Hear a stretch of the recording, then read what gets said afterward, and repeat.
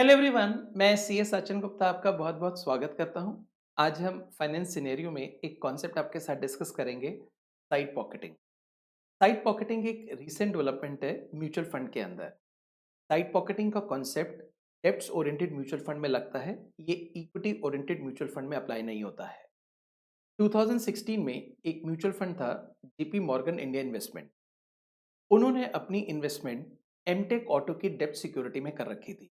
लेकिन जैसे ही MTech auto ने 2016 में डिफ़ॉल्ट किया, जेपी मॉर्गन को एक बहुत बड़ा धक्का लगा और उसकी एनएवी बहुत नीचे गिरने लगी।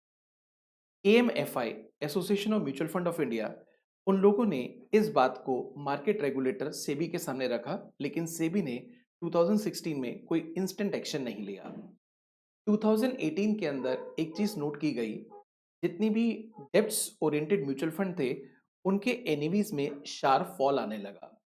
रीज़न ये था, बहुत सारे म्यूचुअल फंड ने एक इंस्टीट्यूशन आईएलएनएफएस के अंदर इन्वेस्टमेंट कर रखी थी और सडनली उसका फेल हो जाना सारे म्यूचुअल फंड को एक सिमिलर पैटर्न पे अफेक्ट कर रहा था। उस समय साइड पॉकेटिंग का कॉन्सेप्ट इंट्रोड्यूस किया गया। साइड पॉकेटिंग के अंदर म्यूचुअल फंड जितनी भी उनकी इन्वेस्टमेंट होती है, उसमें से जो इलिक्विड या बैड इन्वेस्टमेंट है, उसको वो साइड पॉकेट में रख देते हैं, यानी कि अलग कर देते हैं लिक्विड और गुड क्वालिटी इन्वेस्टमेंट से। इसके बाद अब वो दो एनएवीज निकालते हैं, एक इलिक्विड इन्वेस्टमेंट की और दूसरी लिक्विड इन्वेस्टमेंट की।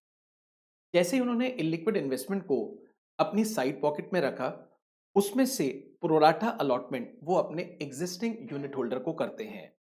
इसके पीछे रीजन ये होता है, जो रिटेल इन्वेस्टर है उसके इंटरेस्ट को प्रोटेक्ट करना। एक एग्जांपल के लिए हम यहाँ पर एक केस समझते हैं। जैसे एक म्यूचुअल फंड है, उसका जो कॉर्पस है वो 1000 करोड़ का है। उसमें 50% 50% नहीं, 50 करोड़, यानी कि 5% इलिक्विड इन्वेस्टमेंट है। 1000 करोड़ के अंदर 5% यानी कि 50 करोड़ इलिक्विड इन्वेस्टमेंट है। अब म्यूचुअल फंड में एक बहुत बड़ा इन्वेस्टर है, एक इंस्टीट्यूशन इन्वेस्टर है, जिसने करीब-करीब 50% पैसा लगा रखा है। वो ये कहता है कि मेरे को अपना पेमेंट वापस चाहिए and he is ready for redemption. वो उसको अपने म्यूचुअल फंड को बेचना चाहता है। अब फंड मैनेजर क्या करेगा? अपनी इन्वेस्टमेंट बेचकर इसको क्लियर करेगा। अब 1000 के कॉर्पस में से वो लिक्विड इन्वेस्टमेंट बाजार में बेच देता है और इस इंस्टीट्यूशनल इन्वेस्टर को पेमेंट कर देता है।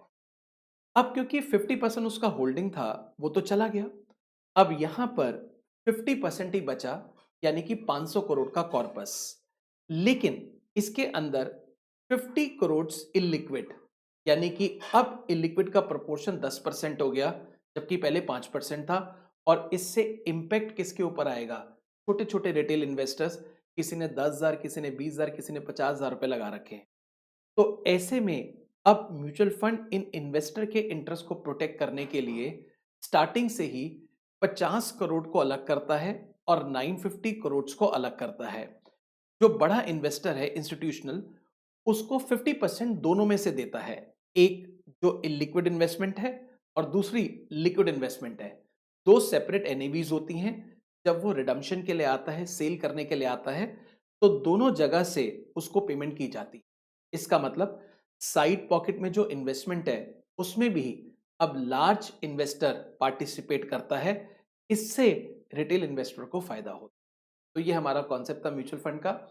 आप हमारे इस चैनल को सब्सक्राइब करके रखें। हम बहुत सारे वीडियोस, बहुत अच्छे-अच्छे कॉन्सेप्ट पे फाइनेंस के अंदर इस तरह से लेकर आ रहे हैं, जिससे आपको नॉलेज में अपडेशन मिले। Thank you very much. Take care.